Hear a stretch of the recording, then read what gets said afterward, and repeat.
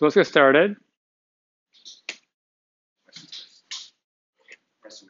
So researching the assignment, talking about observer, subscriber. You want one observer maintaining or first site.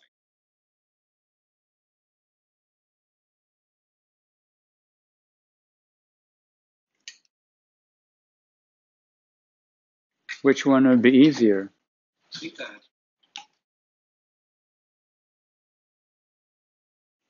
if you have one observer, you can go ahead and just feed it websites, but then you're going to have to make sure that the observer itself can track multiple track of 10,000 subscribers, 10,000.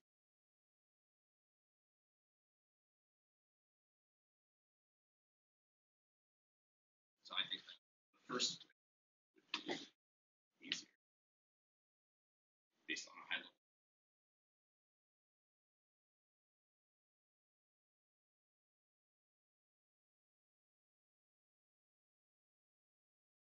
No, you need to think about it a little more.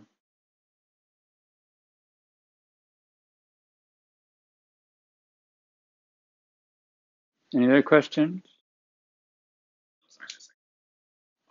For the factory, abstract factory, creating mock objects, obviously last lecture we only talked high level. Because the factories, but then the factory's job is to produce mock objects.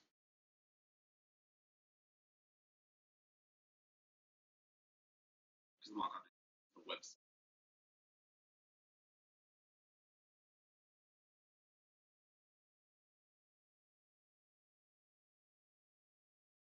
Essentially, but there's still some details there, right? Yeah.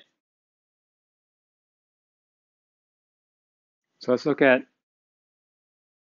not the Python version, but the Java version. Mockito. So number of examples come from these websites, not all of them.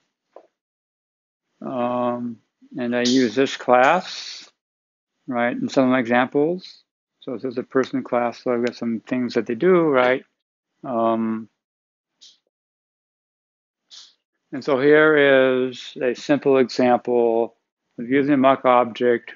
So I'm creating a mock object of the person class. And then I can specify, well, when you call this function, return 43, right? And then in my assert statement, I call a function and I'm saying 43, right? So I'm specifying on that mock object what that particular function should return.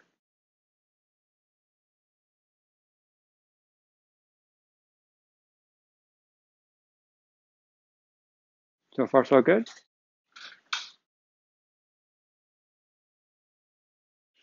So a question for the Java people.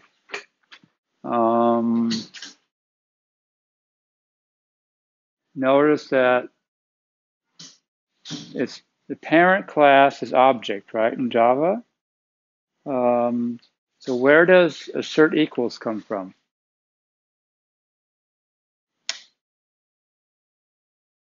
What's that?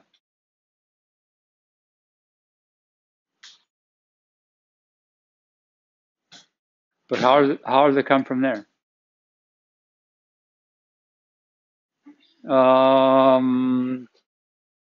It's a method, right? How do I find methods in Java?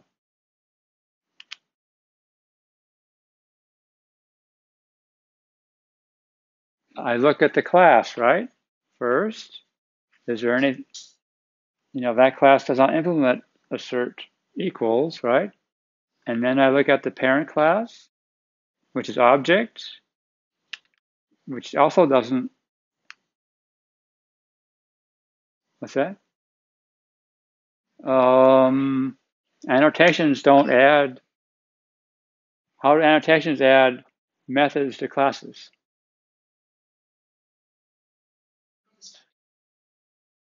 Right. When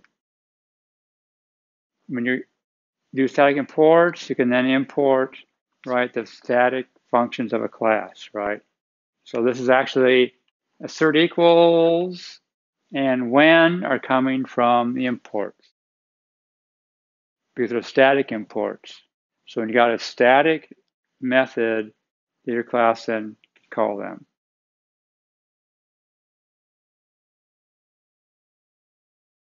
The other thing to note is, this is a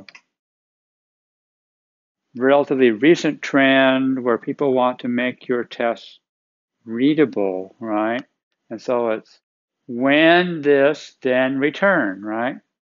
So they want to make it so that people, less technical people, can actually read it and see what it says, right?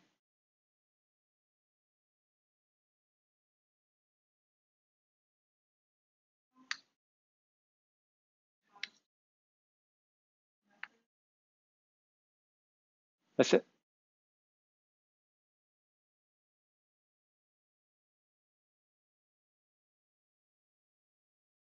So this is when the class I want to create a mock object from is where you pass into mock. So whatever class you want to fake, you pass into mock. Right. So since we are go and access websites in order to check modification data, we then have a fake website class.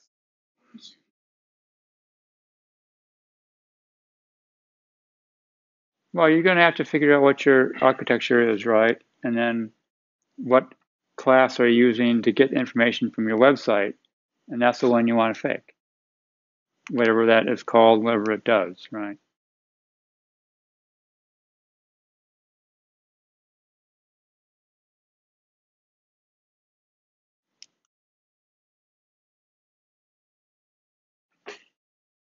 And so basically, yeah, the basic idea is, I call mock on the class we want to fake, and then I can specify, what a method should return.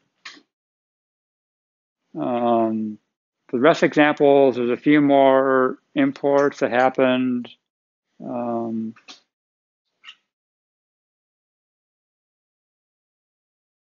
can then specify, you call the first time it does this, the second time it returns this, so we can stack up calls so they don't always have to return the same thing. So here I'm specifying, when I call age, first you return 12, then you return 13. And now I can call, well, the first time I get 12, the second time I get 13. And then I keep on calling it after that, I get the last result, 13, right? So it's not like it can only return one value. It can return multiple values. Right, yeah.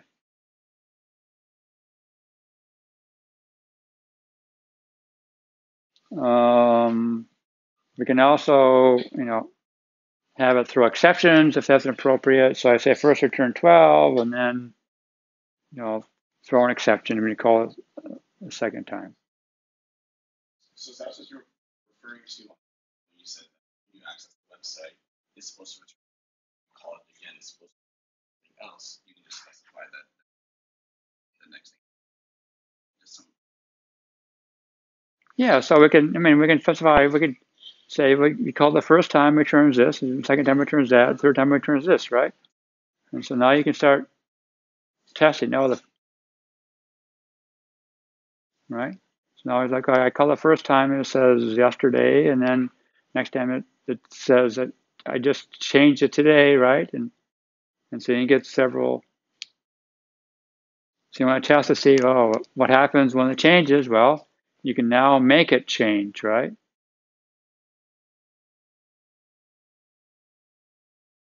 And here, if you also want to mimic what, what happens when it throws an exception, we can do that too.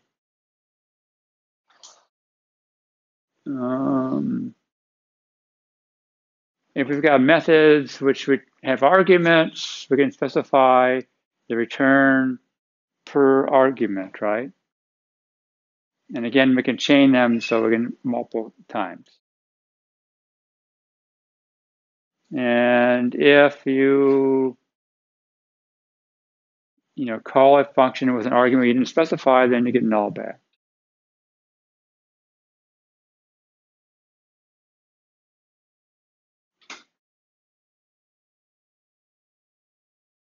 Right?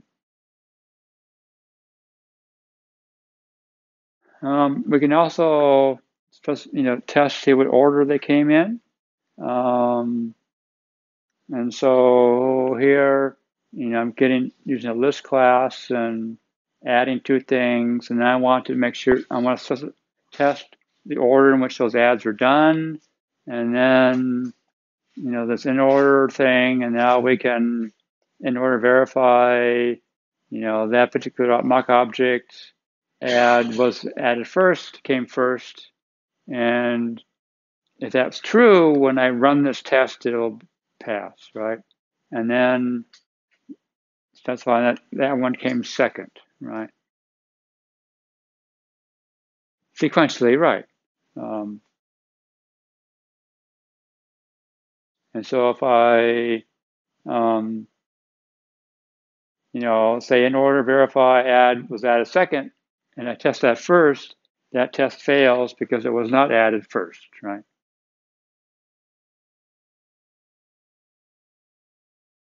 So we can specify what a method returns, and we can chain them. Even if we get arguments, we can specify per argument with the return, the actual concrete value of that argument. We also specify the order in which we expect things to have happened.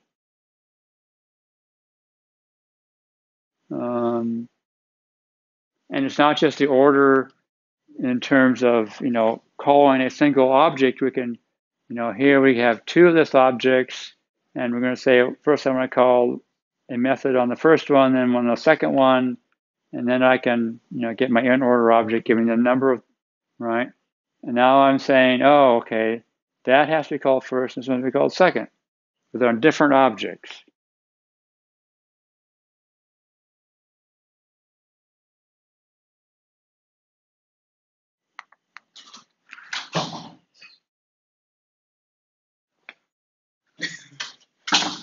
Since you can edit the response of what you wanted to actually return, going back to what you said of how it is technically discretion of how often you refresh, kind of theoretically you should technically wait now. The mock obviously kind of like find actually refresh.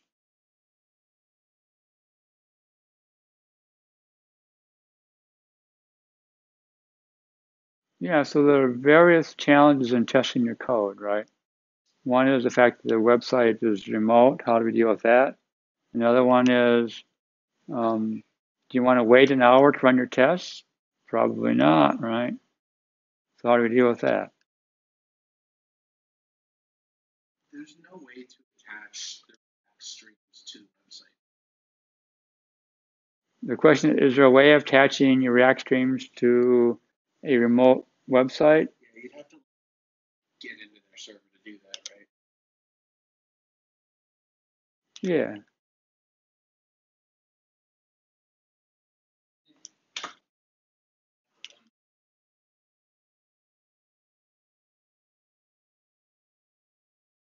Yeah, but he's seeing, is there some way of being fancier to push the changes out rather than pull them?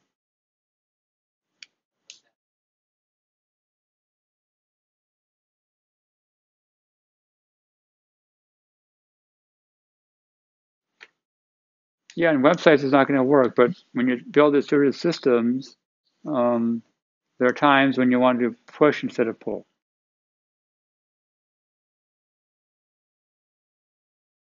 Right, yeah.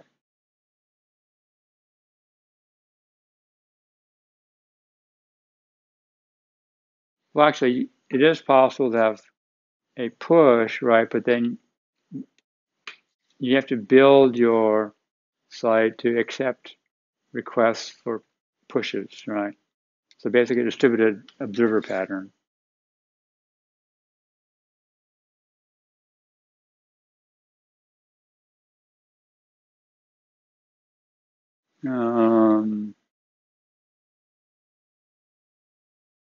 And we can also then look at, how many times a particular method was called, with particular arguments, right? So, here I'm calling A, B, C, then D and C. And yeah, okay, first I called A and I called B, but then I can say, look, how many times was C called? It was called twice, right? How many times was it called with Z? Well, never, right? How many times A is called? Never. C was called, at least this many times. So the library's been around a long time. People have worked on it. So it's got all kinds of functionality that you may or may not need, but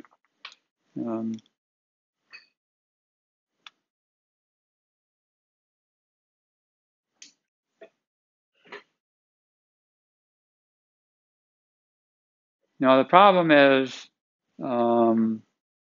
working with Java, if a method can throw an exception, then this when won't work. And what's hidden here is properties is a class in the Java API, and there's a get method on it. Properties is basically a dictionary, right? And so you add things and you get things back. And so the keys are all strings. The problem is when you have a dictionary and you request, give me the value at a key, and the key doesn't exist, what should you do? Properties raises an exception, right? And so when you call gets and you give it a key that doesn't exist, the exception is raised, and then this breaks down. It won't work.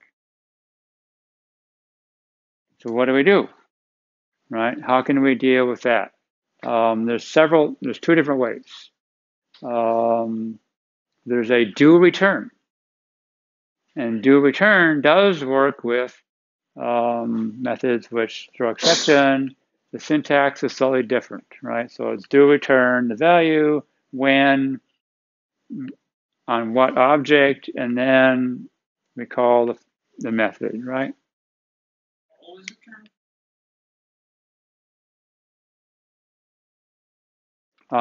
This is only returning 42 when the argument is show sites.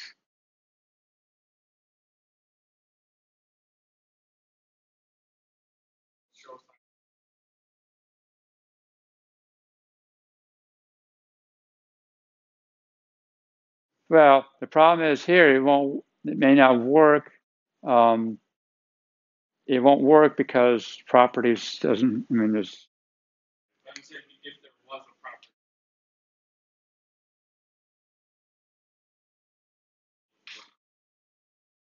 Excellent question.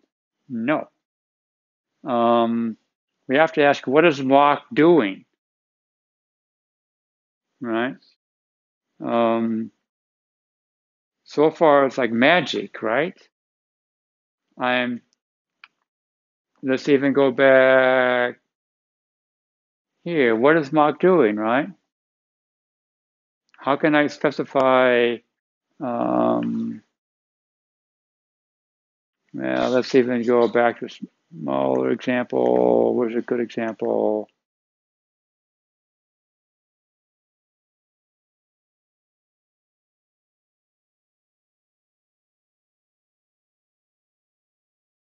Yeah, so what mock is doing is it's creating a subclass of your class that implements all the methods that your class does, but with added functionality, right? So when we say mock person class, we're getting a subclass that they create for us. So it has no predefined, it's overriding everything your parent class does. So there's no defined behavior of those methods, right? And that's why, where did I do it?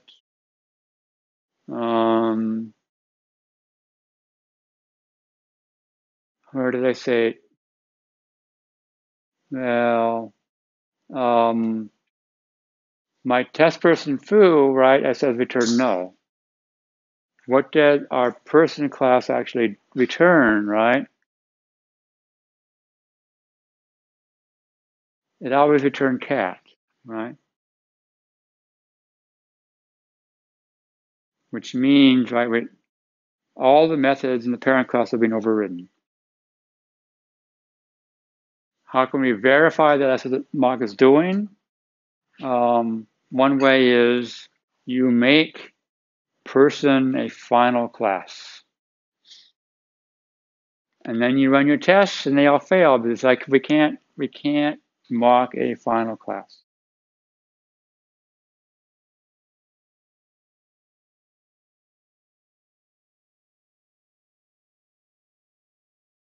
You can't mock them with, you can't use mock on them. Right.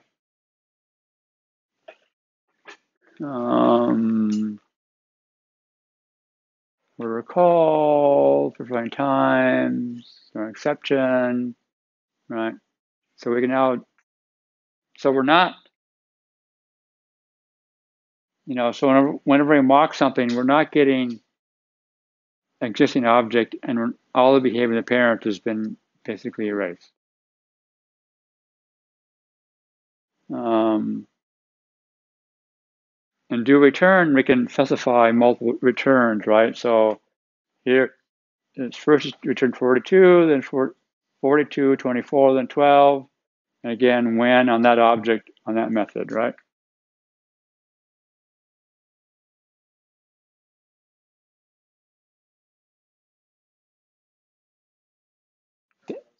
That's sequential.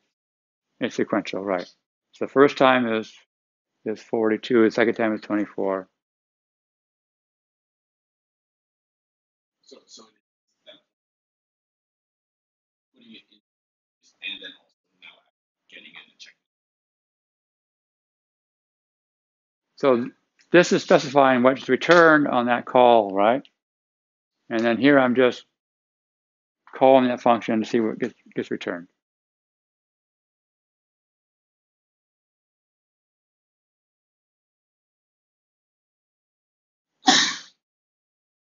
Okay.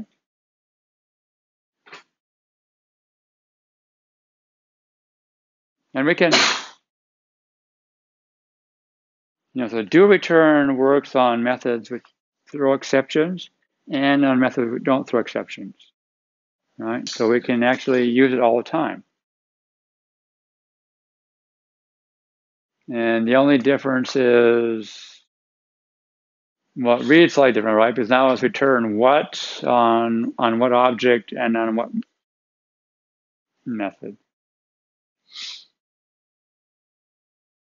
So the difference is basically this, right? Do you prefer return first and then the object and then the function you're going to call? Or do you prefer, I'm going to call this function, this object, followed by the return type, right?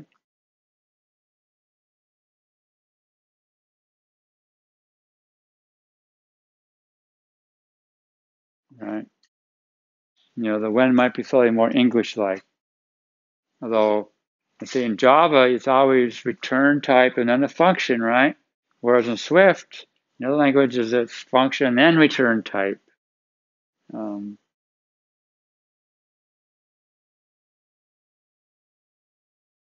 Another way we can handle functions which raise exceptions is do a spy. But spy operates slightly differently. Notice I'm creating a new properties object, and then I'm going to spy on it. And so what spy does is allows us to modify or mock one or more functions on a real object. All other methods, if we don't mock, are sent to the real object, which is different than what mock was doing, right? Mock was creating a subclass, and all the behavior of the parent was basically overwritten. Here, when we specify what the return on that particular function, we call another function on that particular object. It gets sent to the real object.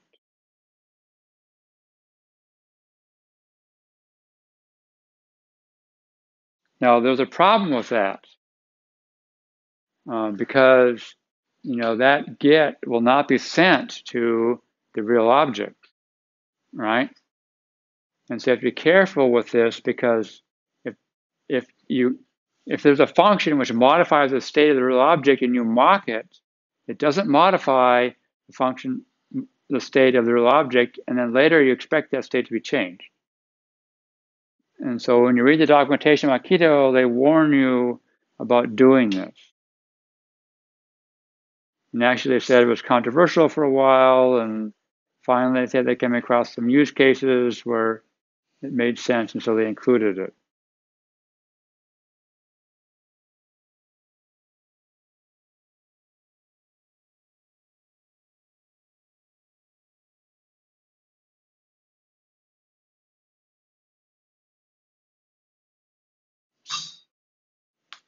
I must admit I didn't take time to read why they decided to use it, but there is one use case we already came across. What happens if the class is final?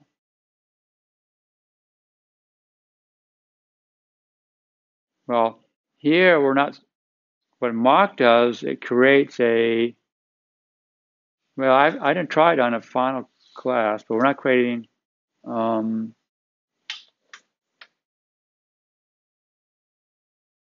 I don't know if they're creating a subclass or not. They might be because they need the same interface.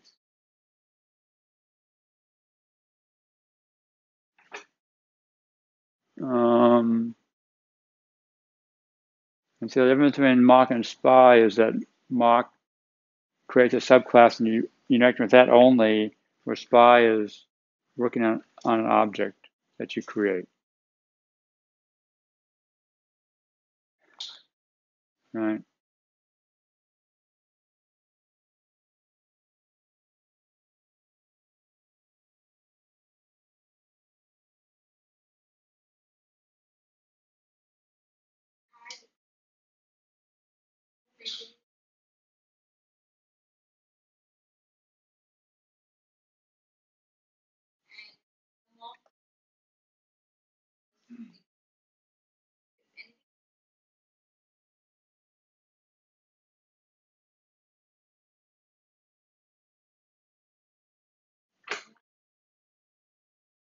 Well, if we're using mock, it's just create a new subclass, right? Each time. And it doesn't matter whether you modify your methods or not, right? And when we're using spy, again, it's creating a decorator on the object, which I'll talk about later, right? And capturing some of the methods.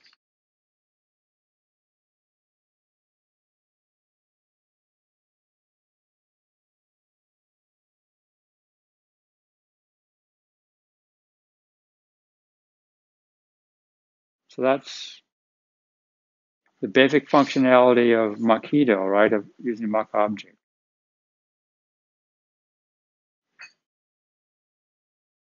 And again, the basic motivation is there are times when parts of your system have external dependencies, right? And how do you test that code without having to set that external dependency, right? And so your assignment has several places where that happens, right? So how do we write test code that we can automate in that case?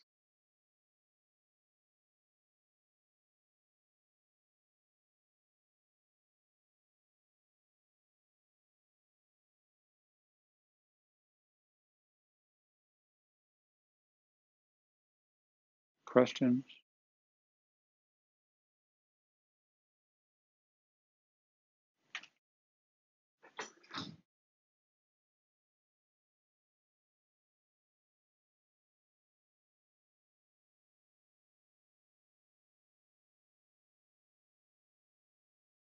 So back to where we were last time, we were talking about singletons, right? And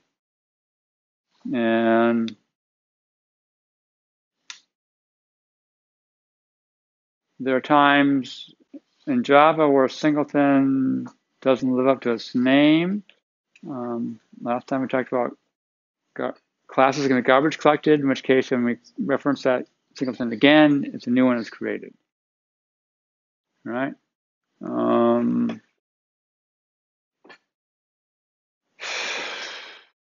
It's possible multiple class loaders. And so when you've got servlets, each servlet can have a different class loader, and so that each servlet gets a different version of your singleton. Whether that's what you want or not is another question, but that's what happens.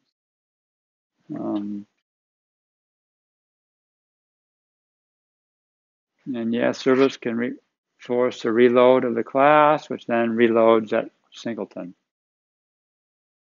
Then you can, just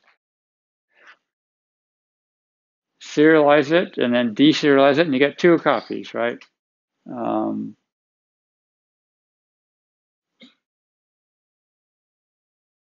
Right. So there's edge cases where, at least in Java, you can get around the issue.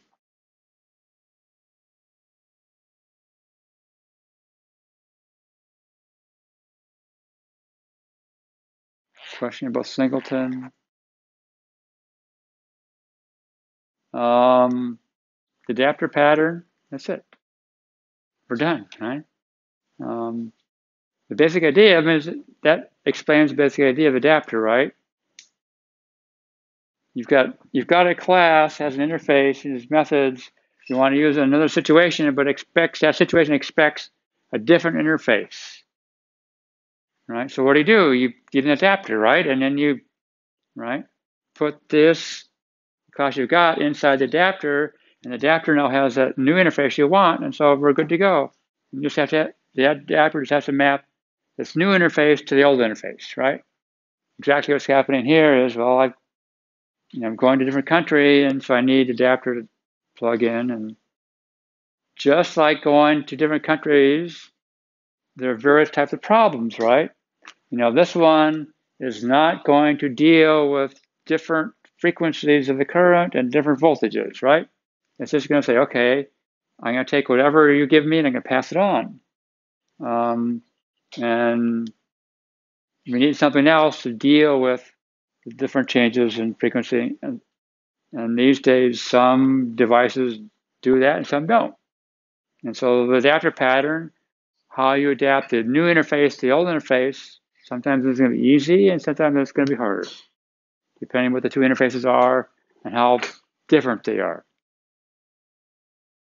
And that's it, right? Convert interface of a class into another interface.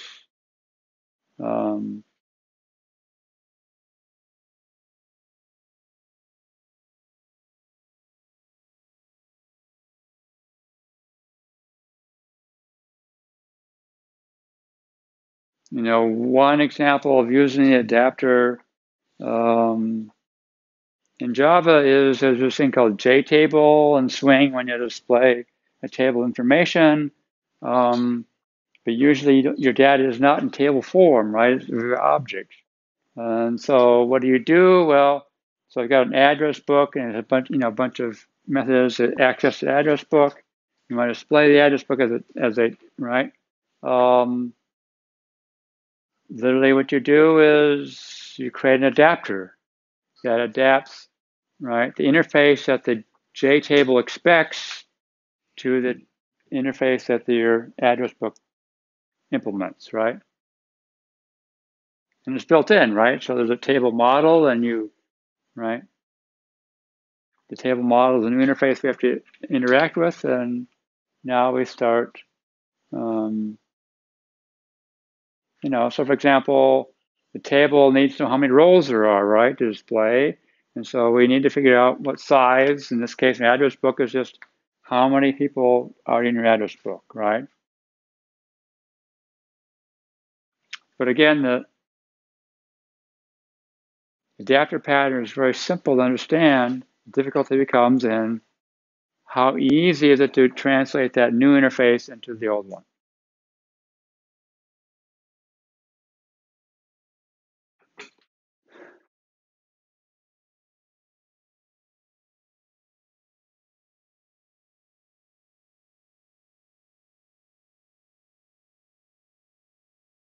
And the textbooks talks about adapting to a class or adapting to an object.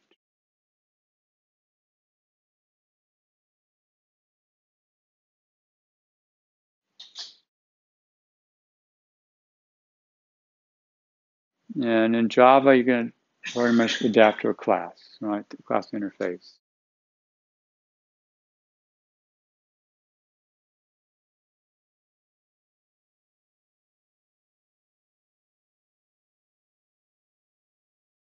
And so the class adapter, right? We build this. We've got two. Here's our old interface. Here's our new interface.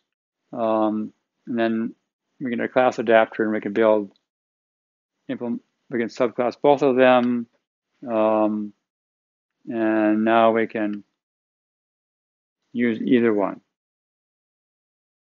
But of course, to do this, we can't do this in Java, right? So we only do it in C++ because Java only has single inheritance. And most languages these days only have single inheritance. Right?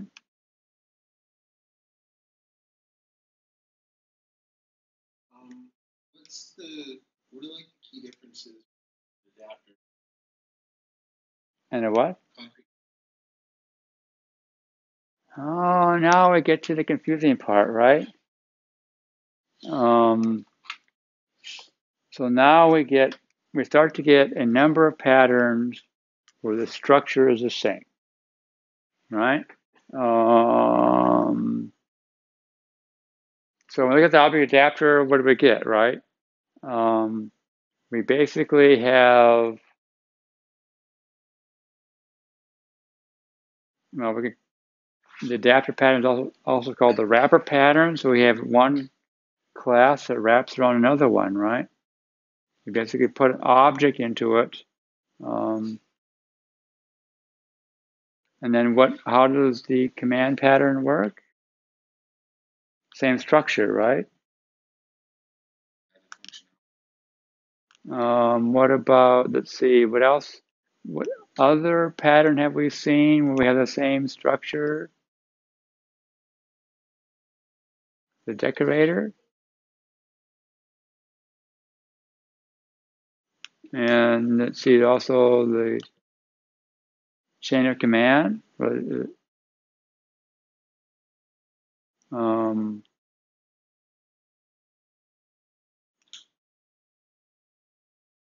the chain pattern, we chain them together. And we have a few more coming up real soon with the same structure, right? The proxies look exactly like that.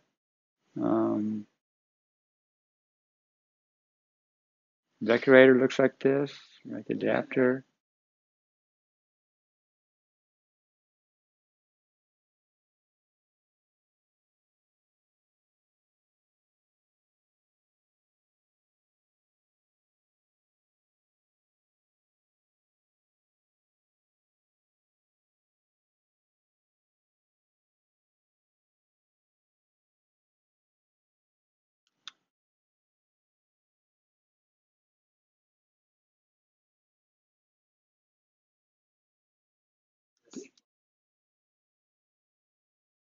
Yeah, you wrap it, right? We even use the word wrap, right?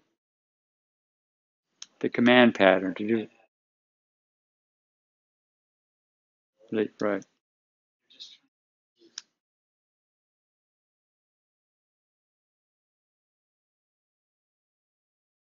Yeah, so you have to start looking at what the patterns are trying to do, right? It's true that the command pattern holds the other object, but what are we doing? We're just performing a single operation on that object. And the reason is we want to delay it for some reason, right? Or right. Whereas adapter pattern, no, we're probably using the full function of that object, but just in different ways, right?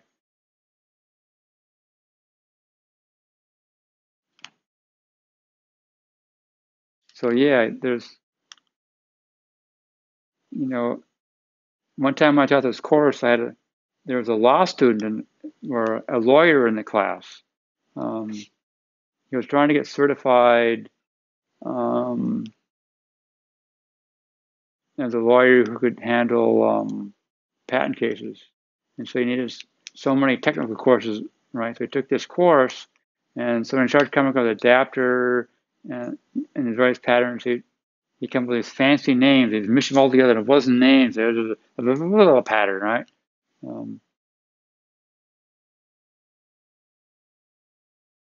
what we're starting to see is there is this adage in computer science that there's no problem you can't solve by adding another level of indirection, right?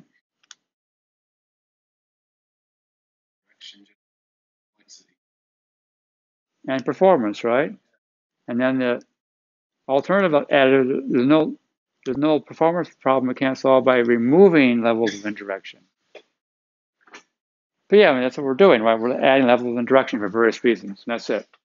So class adapter we can use in C++, object adapter in Java. We basically, the difference is in the class adapter, we're just subclassing both of them and then overriding the methods to do the right thing, right? And the object adapter, we create an adapter which has an instance of the old thing and then calls methods on it. And then, yeah, the question is, how do you do adapting, right? In some cases, it may be simple. Some places, it may be hard.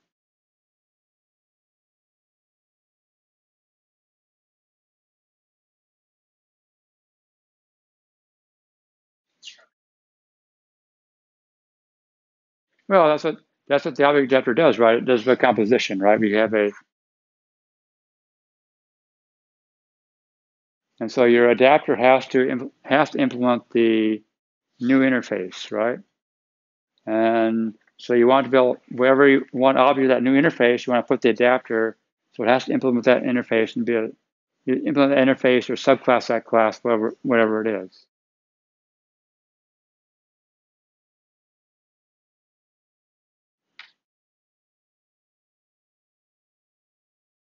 Okay.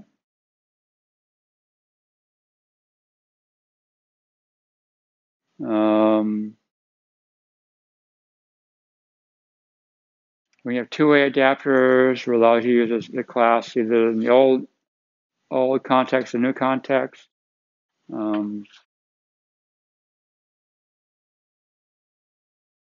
Probably easier in C++ when you can have multiple inheritance.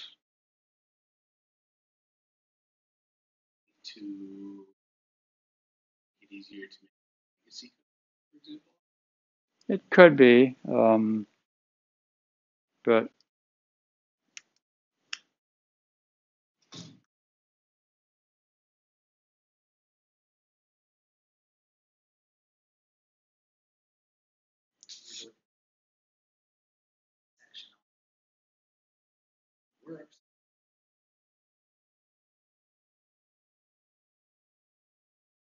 this is a common use of the pattern, right? Is like you said, I got the C++ code, but now we want to switch to Python. And I mean, and we don't want to rewrite this whole thing in Python because we spent 5 years implementing it. So just we get a wrapper around that C++ code. Now I can use it in Python, right?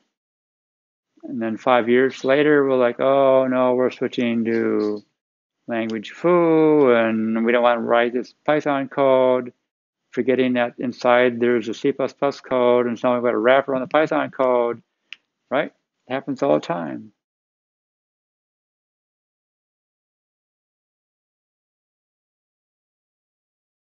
Yeah, layers of wrapper.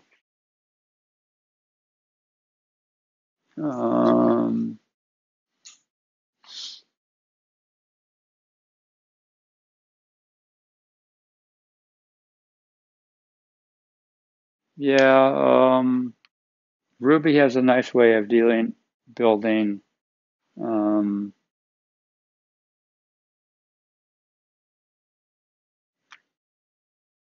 adapters. You probably don't care so much about it.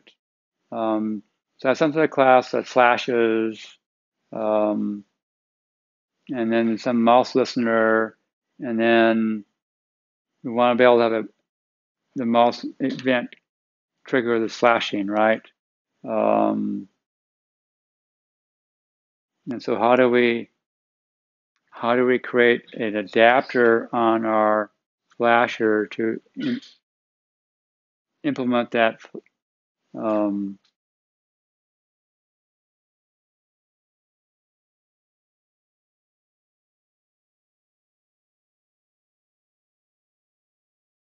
So we just create a wrapper where we give it a flasher object, and then we can implement all the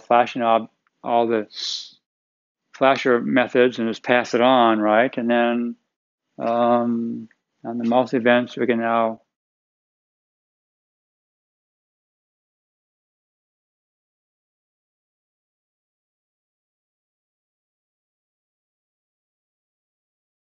or we could just not try to do it two-way where it does both interfaces. We can now just create a simple adapter.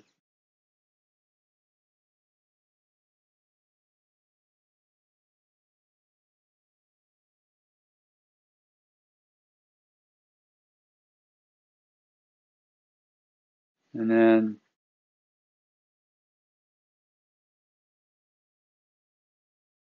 they have a slick system where we can now basically say, look, all we're doing is we're mapping these three methods to those three methods, right? So why do we need a separate class? Why can't we just have this mapping? And so on our flasher MouseListener, I can extend Fowardable, and all I have to do is say, look, on our flasher field, toggle gets mapped to these get mapped, right? So when you call mouse click, it's gonna forward to toggle. And the same thing here. When I get mouse enter, send it to pause, and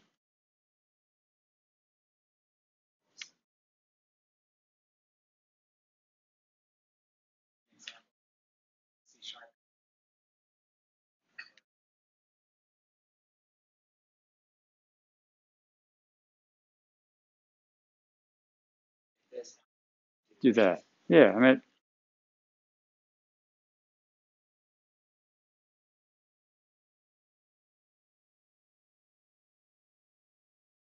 yeah, and if the adapting is straightforward, right? This function calls this one calls this one calls this one.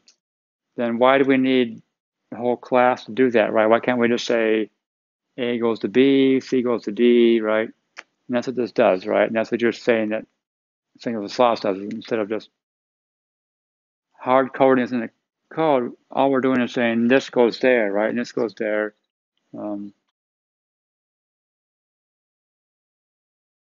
Right? And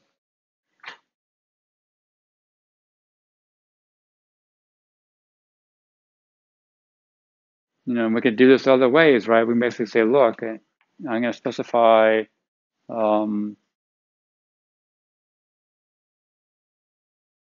what method gets called in which context, right?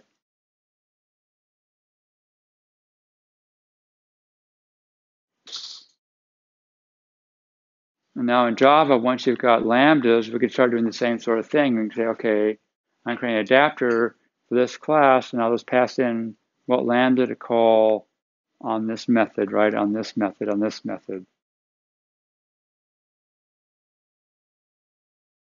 Again, assuming that the mapping is pretty straightforward.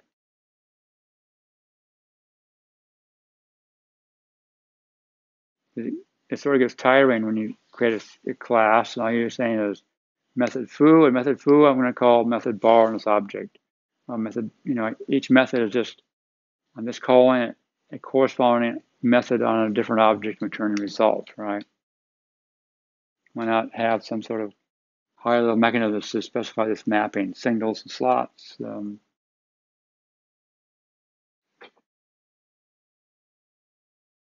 Right, so we start doing lambdas, and so we start making life easier for us when it's a very straightforward adapting.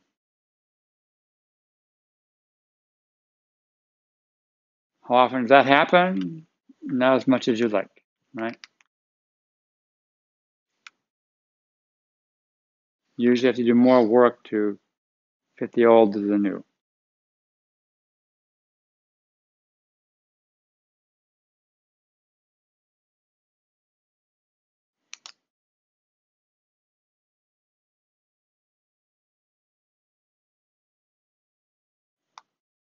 Questions?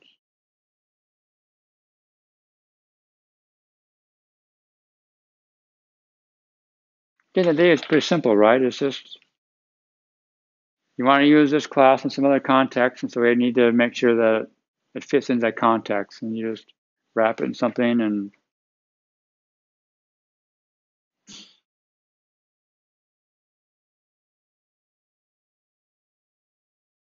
next pattern is a decorator, right? And that sort of explains the decorator, right? It's just not quite as well as the previous one. We want to add responsibilities to objects dynamically and transparently. What do we mean by dynamically? What we mean is at runtime, right? Not at compile time. And transparently, what we mean is I then add responsibilities, and it has the same class. I can pass it. I can use the same place. I could use the thing which wasn't have things added to it, right?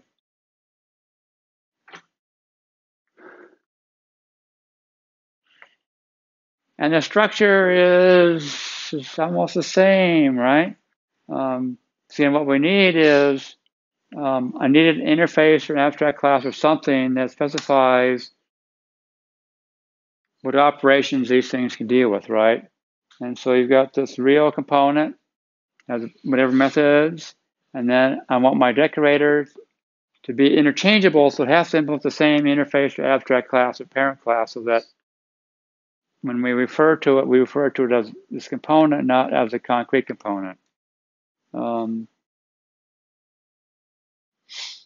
Right, and then each concrete decorator implements that method, right? In this case, I only show one, but these are more than one.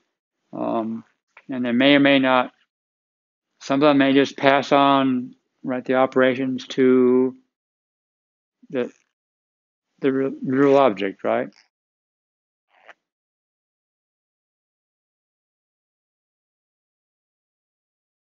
And we've seen an example of a decorator pattern already today. SPY does that, right? It creates a decorator on the real object, and if you don't specify what SPY should do, then it just all methods get passed to the real object. As soon as you say, oh, this method should return this value, right, then the SPY object will handle it itself. Right, and this is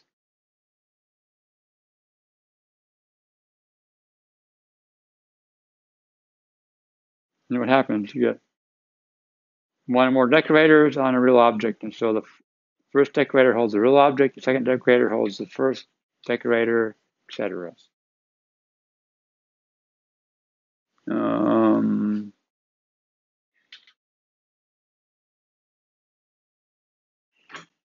Yeah, so the question is how to come up with some examples that make sense. So I've seen the decorator pattern used on window environments. And so how do you create a basic window, right? But then you want a scrolling window, and so you have a decorator to the scrolling. but you may want a horizontal scrolling or vertical scrolling. And so there's one decorator that's horizontal scrolling, there's a vertical scrolling, right? And then when you want scrolling, you basically say I want a scrolling window, but that's basically using decorators, right? And so Wikipedia has this nice simple example of a decorator where, we want to compute the price of coffee, but the base price is like $1, but then the extras, right? You want milk with your coffee? Do you want sprinkles with your coffee, right? And so then, right, there's some interface of getting the cost, get the ingredients, right? And the simple coffee, the cost is $1, right? And then the ingredients is just coffee. But then how do we deal with I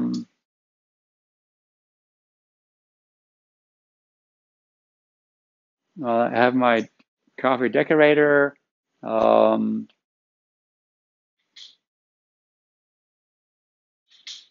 so these are my decorator class, and then with milk extends it, and well,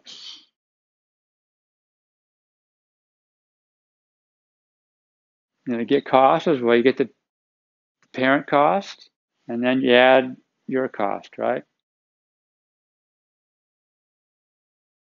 And then the ingredients, well, whatever, right? Ingredients, and then plus milk.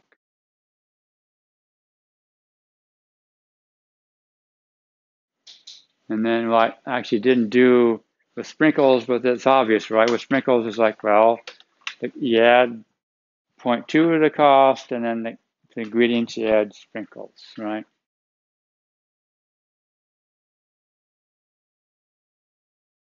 And then, okay, now we can, instance simple coffee, and then if you want to add milk, add milk, or you could add with sprinkles and get all of them, so you interchange them, right? What's that? What are they, sprinkles and coffee?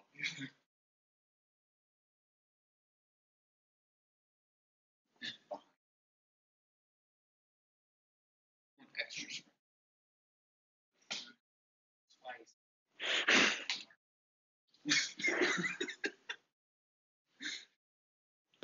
But that's a problem with simple examples, right? Example is very good at trying to show you the basic idea of the pattern. Yes. And so when you think about this, it doesn't work, right? This will not work at all. Why? Well, because, you want extra sprinkles. Oh, wait a minute. It's Thanksgiving time, so we want pumpkin, right? And so the problem is we want to be able to change, right, the options without having to write more classes, right? And the price, the price is not going to be $1 forever, right? It's going to change, right? So all those prices, right, can't be hard coded in, right? So it's good but there's always different changes that have to occur, right? That the price changes, right? There's new extras, right? The company's going to want to, Starbucks is always doing special things, right? Otherwise people get tired and they say the same. I've been here so many times with the same thing. Don't you have something new for me to try, right? So they're always doing that. And they always want to do that, and they want to have specials, right?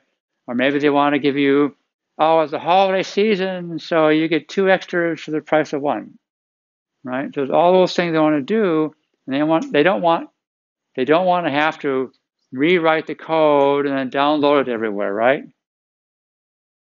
And you really need it driven by the data, right? So it's like, and then you got, it used to be the old days, the cash register that they would figure out the price and type in the price, right? We don't do that anymore. What do? They go, coffee, milk, sugar, and so the cache register has to display all the options, and they just select the option, right?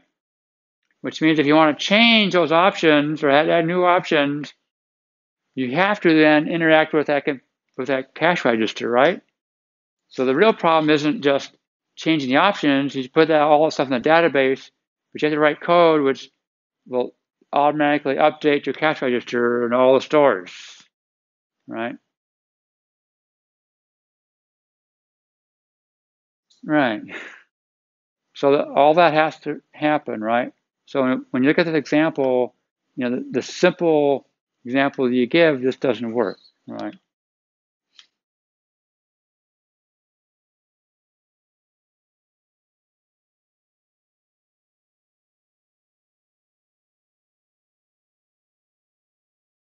It always drives me nuts when you read about a program and say, oh, you got a rectangle, and then you've got a square, and should it be a subclass? It's like, what? I mean,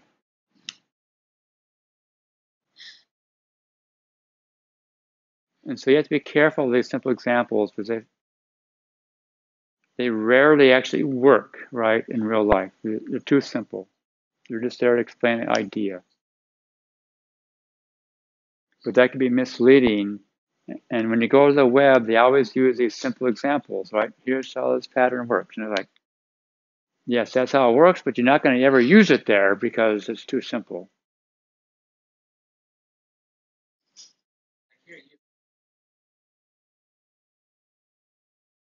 Right.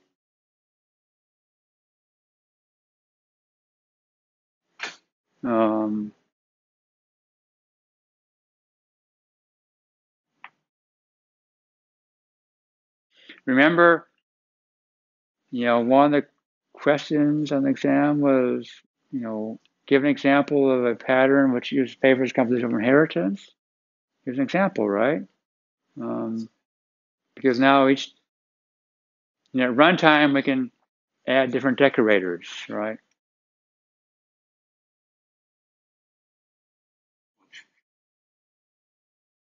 What's that?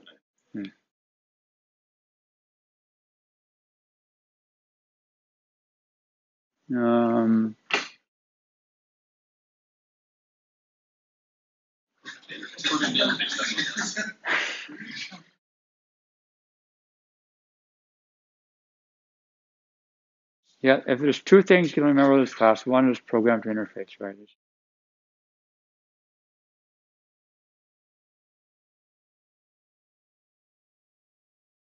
But yeah, in simplified class, because your class can just worry about the basic, and then we can add all the features on top of it. Yeah, so because you separate all the fancy stuff from the basics. Well,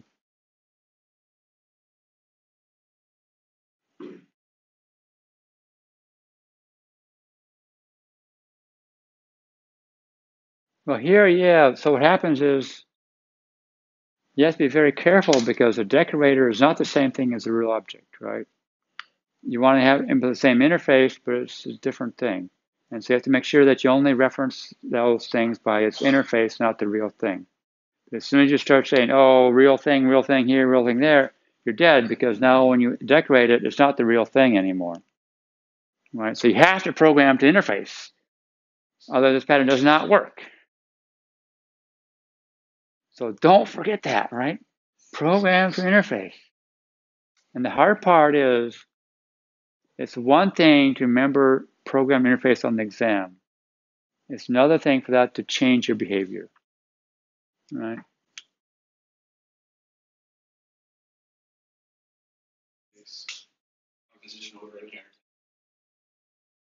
Yeah, but the problem,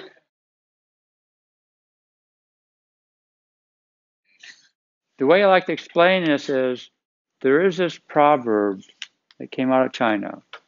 One disease, long life. No disease, short life. Now, if I ask you what's the secret for long life on exam, can you answer me? Disease. One disease. One disease, right? Do you have any idea what that means?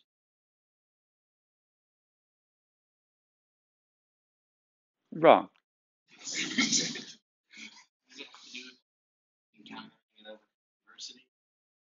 No. So basically, you can answer the question, but the answer is worthless, right? Because none of you have any idea how to use that to actually live longer, right?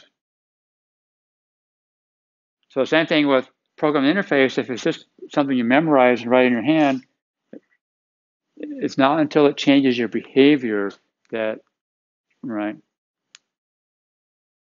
And that's one of the problems with learning to program in university is that how do you make sure that happens, right?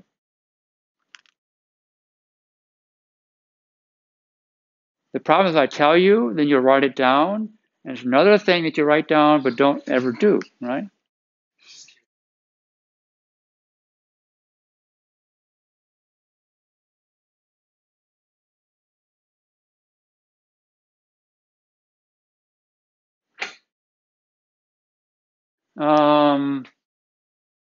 Yeah, so changes identity. Oh, this one. Oh, this one is great. So in Smalltalk, the version of Smalltalk Visual Works, they really like decorators on the windowing system, right? So it wasn't like one decorator for, scroll bars, another one for other scroll bars. No, like you look like 10 of them, 15 of them. And something go wrong, it's like, oh, okay, but you have a reference not to the real thing. It says the decorator, and like, okay, where's my, oh, that's a decorator, that's a decorator, that's a decorator. Like, where, it's like, where's the real thing? And then we get the real thing. I'm like, well, how does that work? Like, oh, but what I'm interested in is actually down over here someplace. And then you have to go back and forth, like, oh, it was a nightmare trying to, when something went wrong, it's like, don't know, because it's got this long chain you have to inspect and understand how it works until you finally figure out where's the part that I'm working on that's important. Now, usually you don't worry about that because when you're writing code, it's like, what I'm interested in what goes in the window, right? Not how the window system works.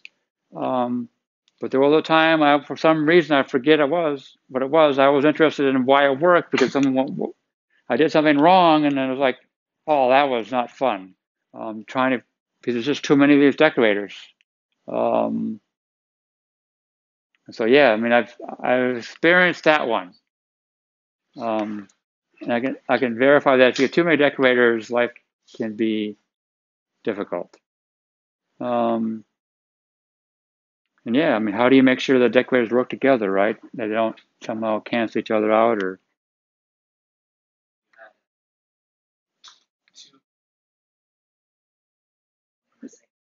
Yeah, then what do you do, right?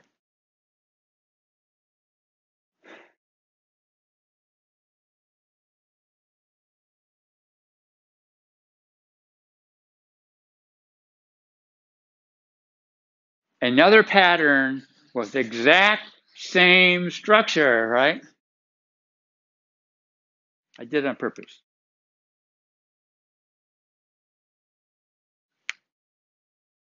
What?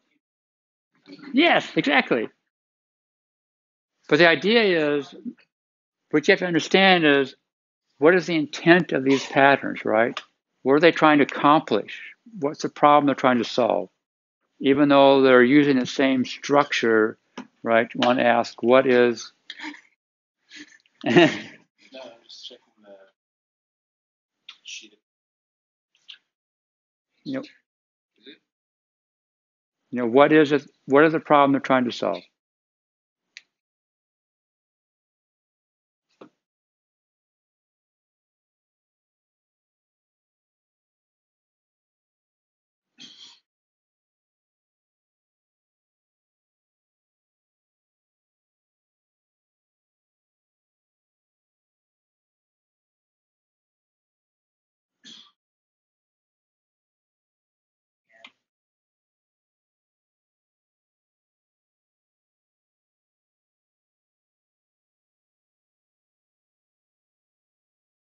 Yeah, I mean, there it is, right?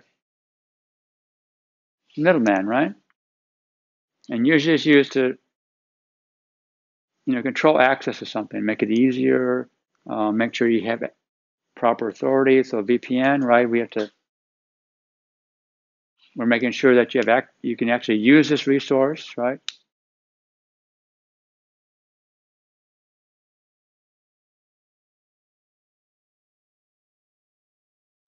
There are a number of different types of proxies. That's one type. Another is your web browser can have proxies, right? That's for a different reason.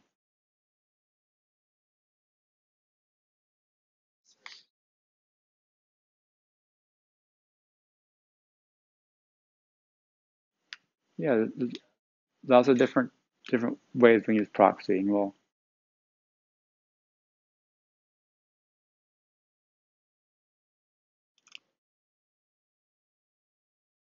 and there it is, right? It's the exact same.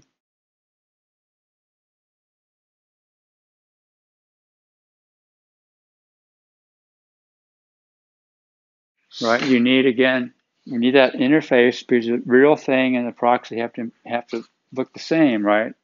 And the only way you can do that is by programming to interface, right? And so there needs to be an interface, and then your proxy has a reference to the real thing, which is the same thing we just saw with the decorator, right? And the same thing we saw with the adapter.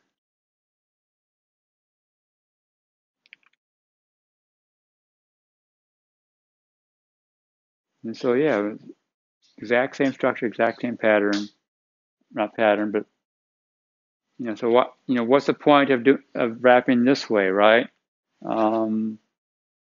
So there's a remote proxy where, how do I access it? Well, the thing's really over there, right? But you really want to do all the work of send the connection and send the message. And so, yeah, we can have a remote proxy which does all that for us. And so in Java, there's this thing called RMI, which for a while was really big, but it's died down because it's too chatty and too noisy. But you had a proxy, and you'd call a method on it, and it would translate that to a method call on a remote machine and return the answer.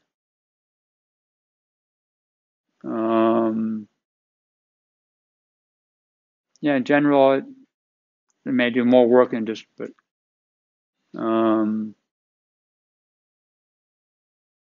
a virtual proxy where, okay, this happens in action databases. You may have a really expensive query to make, and actually, in OR layers, which the whole idea of OR layers allows us to forget about SQL, right? And we can call a method on an object, and it'll fetch data from the database and bring it back, right? The problem is you start getting joins, and all of a sudden that object contains a bunch of stuff you really don't want, and so getting all the data for the object from the database may take time, and so we'll make virtual proxies of pieces of that object, and so we don't fetch the data until you actually need it, right? And so when you actually need it, okay, now we'll actually do the query to get the data. How do you synchronize things? Well, again, so here we're trying to control access to the object by one thread at a time. Unmodified. Trying to make it, but then we get, where's the line between a decorator and a proxy? The synchronized one, we are controlling access, right? Because only one thread at a time, but unmodified, we're not really controlling access. We're just saying, we're changing the functionality a bit, right? And that's getting into sort of the decorator pattern.